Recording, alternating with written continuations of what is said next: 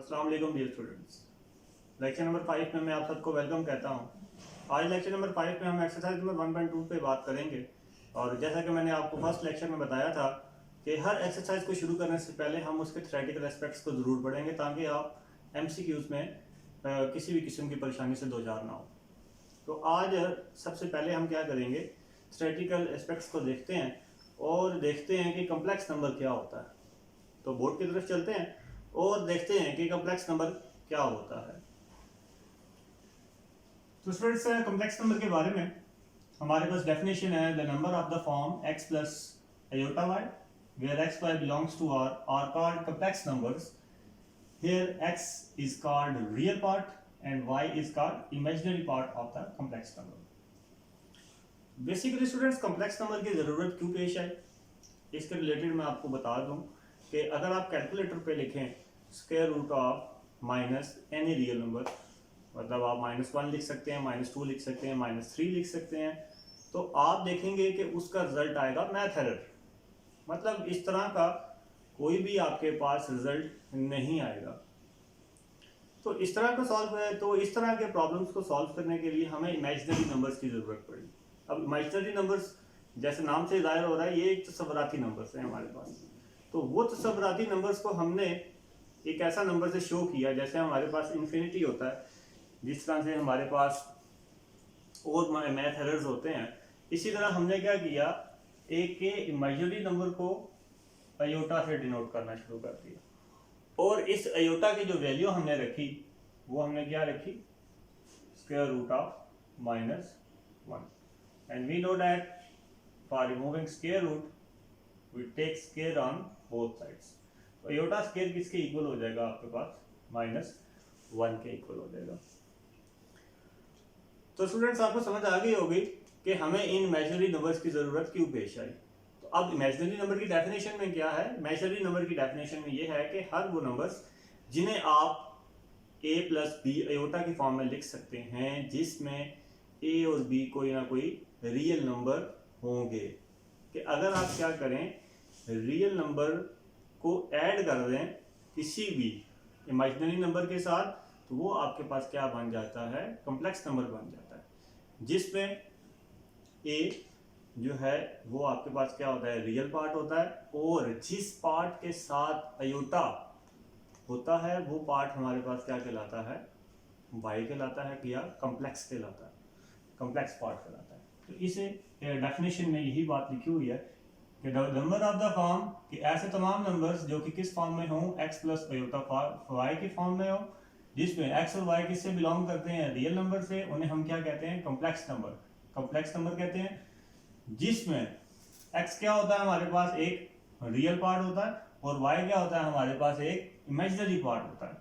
जिसकी एग्जांपल्स के लिए हमारे पास एग्जांपल दी हुई है, 2 + 3 आयोटा, 2 - 5 आयोटा एंड 4 + 9 आयोटा। अब इन एग्जांपल्स में ये as a whole complex number कहलाते हैं, ये as a whole complex number कहला रहा है, जिसमें 2 हमारे पास क्या है, रियल पार्ट है, और 3 हमारे पास क्या है, इमेजिनरी पार्ट है, जिसमें आपके पास क्या है, अयोटा। अयोटा जिसके साथ, जिस पार्ट के साथ अयोटा होगा उसे हम क्या कहेंगे, इमेजिनरी पार्ट कहेंगे। अब हम डिस्कस करते हैं अयोटा की पावर क्यों।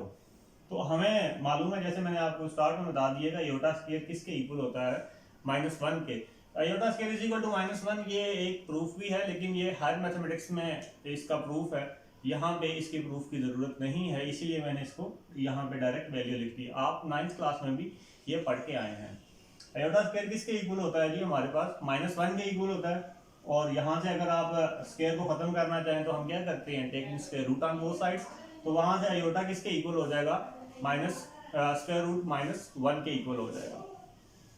अगर हमें अयोटा क्यूब की वैल्यू को मालूम करना हो तो हम क्या लिखते हैं, अयोटा स्क्वायर डॉट अयोटा। आप 9th क्लास में पढ़ के आए, तो ये आपके पास क्या आ जाएगा, iota square is equal to -1 and which is equal to -iota. इसी तरह अगर आपने अयोटा 4 की वैल्यू मालूम करनी हो तो आप इसे क्या लिख सकते हैं, iota square whole square is equal to -1 square is equal to 1।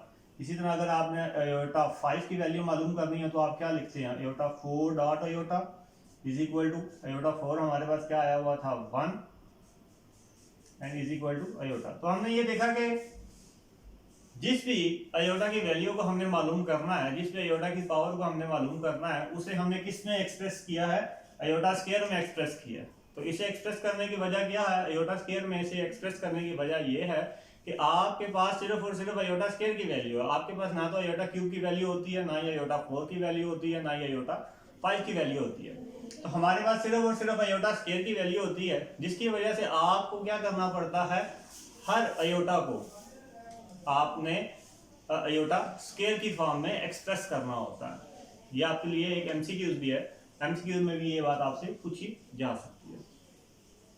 Move on to the next topic. हमारे पास अगला टॉपिक है operations on complex numbers. Complex numbers के ऊपर कौन कौन से ऑपरेशंस अप्लाई होते हैं, हमें मालूम है कि ऑपरेशन कौन कौन से होते हैं। एडिशन होता है, सब्सट्रैक्शन होता है, मल्टीप्लिकेशन होता है, डिवीजन होता है, यही सारे हमारे पास क्या होते हैं, ऑपरेशंस होते हैं। वैसे तो इन ऑपरेशंस को हम क्वेश्चंस के अंदर मुकम्मल तरीके से सॉल्व आउट करेंगे, लेकिन यहाँ पे मैंने डायरेक्ट थोड़ा सा इंट्रोडक्शन लिखा हुआ है, तो वो देखते हैं कि वो इंट्रोडक्शन क्या है। सबसे पहले है नंबर्स, कि अगर आपके पास नंबर्स लिखे हो z1 is equal to x1 y1 और वो क्या हो, ब्रैकेट के अंदर हो, तो जब आप उसे ब्रैकेट से ओपन करेंगे तो किस तरह से ओपन करेंगे, x1 प्लस अयोटा y1 की फॉर्म में। इसी तरह से अगर आपके पास हो x2 y2, तो ये भी आपके पास क्या आ जाएगा, x2 प्लस अयोटा y2 आपके पास आ जाएगा, कि जिसमें कि जब आप क्या करेंगे, एक आम नॉर्मल ऑर्डर पेयर से आप कॉम्प्लेक्स नंबर में जाएंगे तो आप उसे किस तरह से लिखेंगे। मिसाल के तौर पे अगर आपके पास लिखा होता है 2,3, तो आप इसे क्या लिख सकते हैं, 2 प्लस 3 अयोटा।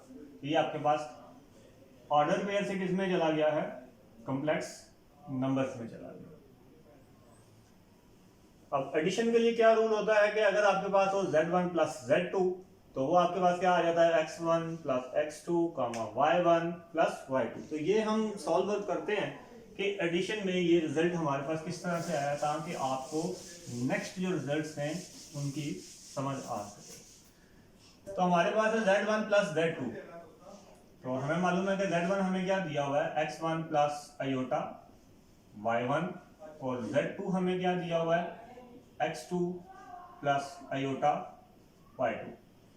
अब आपने दोनों को आपस में ऐड करना है, तो ऐड करने के लिए आ जाएगा z1 plus z2 is equal to x1 plus iota y1 plus x2 plus iota y2। अब आप इसे ओपन करें तो आ जाएगा x1 plus iota y1 plus x2 plus iota y2। अब रियल पार्ट्स को इकट्ठा कर लें और इमेजिनरी पार्ट्स को एक साथ लिख लें, तो ये आपके पास आ जाएगा x1 plus x2 plus iota y1 plus iota y2। अब मजीद आप इसे क्या करें, रियल और इमेजिनरी पार्ट में कन्वर्ट करें, तो ये आपके पास आ जाएगा x1 plus x2 plus y1 plus y2, और इसमें से आप अयोटा क्या ले सकते हैं, कॉमन ले सकते हैं।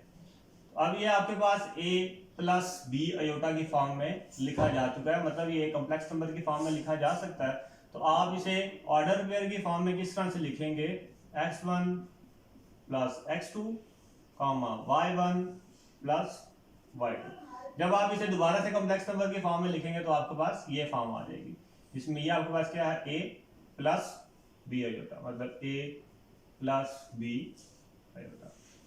आई होप कि आपको ये रिजल्ट समझ आ गया होगा। सिमिलर रिजल्ट्स आप प्रूफ कर सकते हैं सब्सट्रैक्शन के लिए, मल्टीप्लिकेशन के लिए, और इक्वालिटी के समझ लें। इक्वालिटी हमारे पास है कि अगर आपके पास वो x1 y1 is equal to x2 y2, तो इसमें क्या होगा कि रियल पार्ट को आप रियल पार्ट के इक्वल रखेंगे और इमेजिनरी पार्ट को आप इमेजिनरी पार्ट के इक्वल रखेंगे। तो ये आपके पास आ जाएगा x1 is equal to x2 y1 is equal to y2। आगे जब हम इनवर्स को फाइंड आउट करेंगे, तो इनवर्स के लिए भी एक रिजल्ट है हमारे पास। वो रिजल्ट हमारे पास क्या है कि अगर हमारे पास z is equal to A B हो, तो हम इनवर्स को किस तरह से मालूम करेंगे, then z inverse is equal to a upon a square plus b square comma minus iota b upon a square plus b square. इसे बाद में हम क्वेश्चंस के अंदर प्रूफ भी करेंगे। और क्वेश्चंस को उसी तरह से सॉल्व आउट करेंगे, डायरेक्ट रिजल्ट लगा के भी सॉल्व आउट करेंगे और प्रॉपर इनवर्स का तरीका जिस तरह से होता है वो तरीका भी इस्तेमाल करेंगे जो आपने 9th क्लास में पढ़ा था। ठीक है, तो अब दो इंपॉर्टेंट नोट्स हैं, वो नोट आप अपनी नोटबुक में भी लिख लें कि every real number can be written as complex number, के हर रियल नंबर को आप कॉम्प्लेक्स नंबर की फॉर्म में लिख सकते हैं। जी कैसे लिख सकते हैं, देखें अगर हमारे पास 2 एक रियल नंबर है तो आप इसे कॉम्प्लेक्स नंबर कैसे बनाएंगे, आप इसे साथ लिख सकते हैं +0 आयोटा, तो ये आपके पास क्या बन गया है, कॉम्प्लेक्स नंबर बन गया। तो सेट ऑफ रियल नंबर, तो इससे अगला नोट क्या है कि सेट ऑफ रियल नंबर क्या है, सेट ऑफ कॉम्प्लेक्स नंबर का सबसेट है। अब ये किस तरह से सबसेट है, ये मैं आपको होमवर्क असाइनमेंट दे रहा हूँ जिसे आपने सॉल्व करके मुझे सेंड करना है ईमेल में। आई होप कि आपको ये थ्योरेटिकल एस्पेक्ट्स अच्छी तरीके से समझ आ गया होगा। अल्लाह हाफिज़ एंड हैव अ नाइस